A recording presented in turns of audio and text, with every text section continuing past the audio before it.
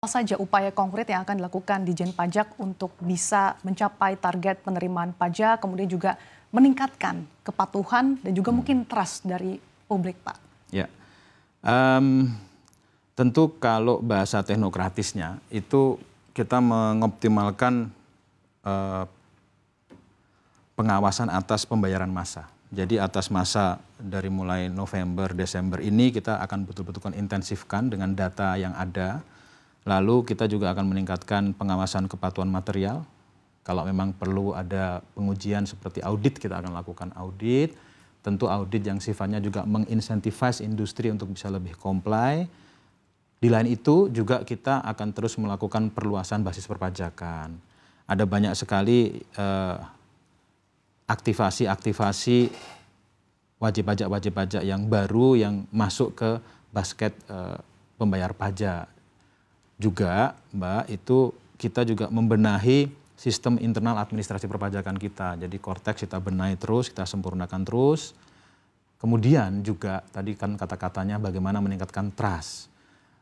Sesuai dengan amanat yang diberikan oleh Bapak Menteri, selain kita meningkatkan kemampuan kapasitas administrasi internal, yang paling penting lagi adalah bagaimana kita memastikan integritas human capital kita. Karena garda terdepan dari pelayanan perpajakan ya 44.000 pasukan di rumah besar kami di Direktorat Jenderal Pajak.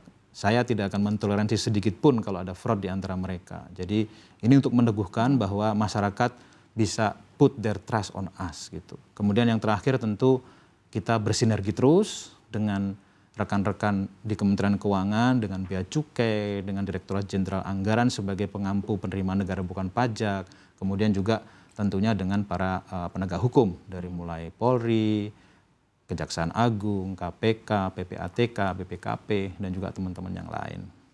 Langkah internal tadi termasuk bersih-bersih yang Anda lakukan, Pak, sebagai nahkoda DJP, Pak.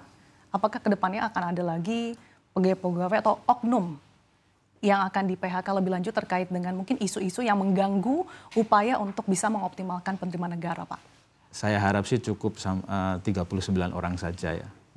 Karena ketika kehilangan 39 orang berarti harus mengganti 39 orang dengan kapasitas yang minimum sama. Tentu dengan seperti itu ada efek jerah. Tapi ya kita tidak menafikan bahwa sesempurna apapun sistem kadang-kadang masih ada 1-2 hiccup di sistem itu ya kita akan tegas aja.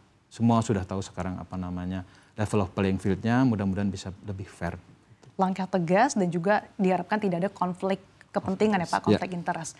Bagaimana juga Anda menyimbangkan antara pendekatan persuasif dan juga pendekatan hukum yang tegas untuk bisa menjaga iklim investasi yang ada saat ini, Pak? Iya,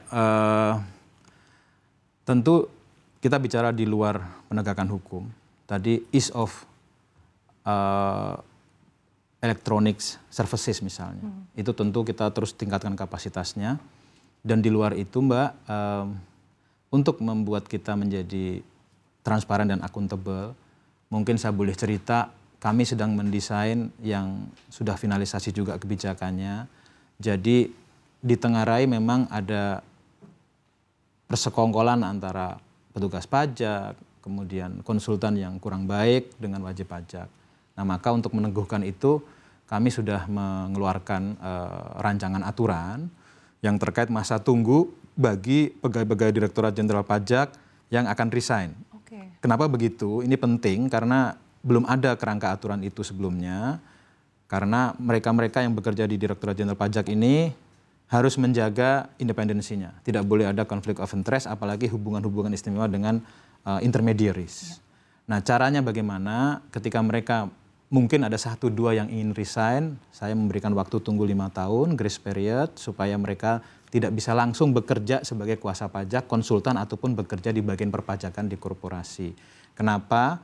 Karena sampai hari ini kami itu belum bisa centralize mengolah data dan mengolah analytics.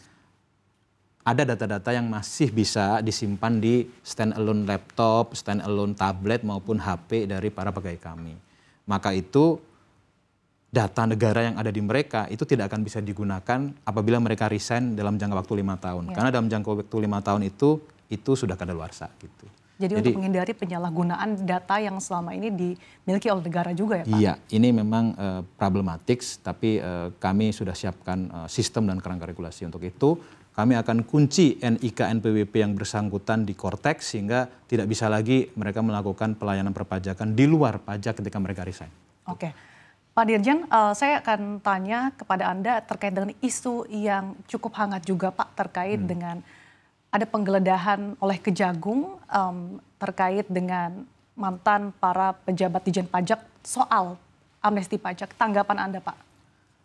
Tentu kami dalam konteks ini sangat menghormati bagaimana para penegak hukum, khususnya dalam hal ini kejaksaan yang sedang melaksanakan prosesnya.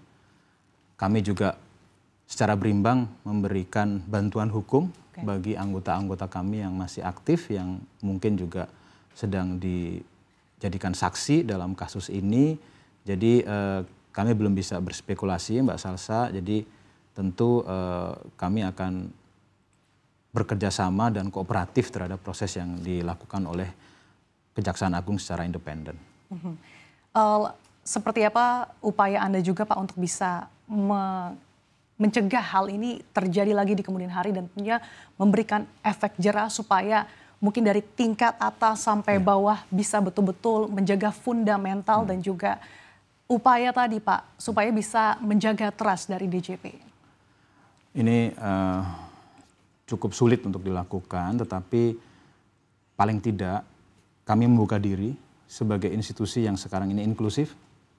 Kami membuka diri terhadap para penegak hukum. Tadi sudah ada banyak kasus yang bisa kita ungkap bersama, kita cegah bersama. Selain itu juga kami membuka diri terhadap bahkan teman-teman dari masyarakat sipil. Jadi sejak awal kami ditunjuk, itu sejak Mei, Juni, Juli itu kami intensif. Saya melakukan dialog, mengundang teman-teman dari Transparansi Internasional Indonesia, Transparansi itu juga teman-teman dari ICW, kemudian juga teman-teman dari bahkan Amnesty Internasional, teman-teman saya lama karena kami juga dulu bekerja di bidang Stranas Pencegahan Korupsi.